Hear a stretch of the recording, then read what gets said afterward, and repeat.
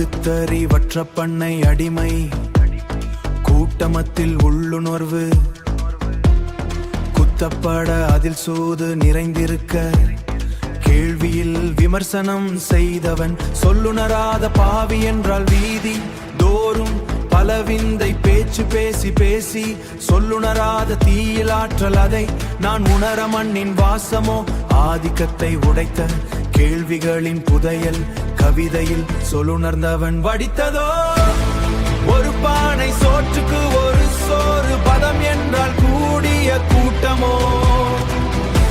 உன் உயிர் இருக்கும் வாழ்வுக்கு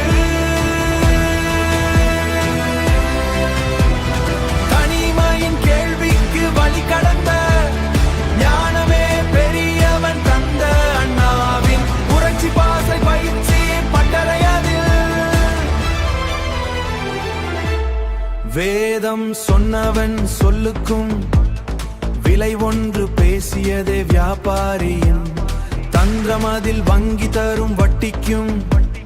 முதலீட்டின் பங்கு ஆதாயத்திற்கும் என்ன உழைத்தான் இதுவே கல்வி சொல்லாத வளர்ச்சியோ அடங்காத ஆசைக்கு கடன் வாங்கி பலரோட நின்று ஏன் எதற்கு என்று கேட்டால் எதுவும் புரியாது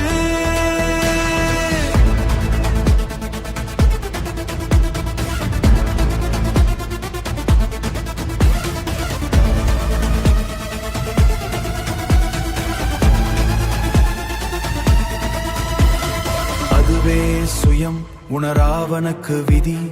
எழுதிய விளையாட்டு கதையதுவே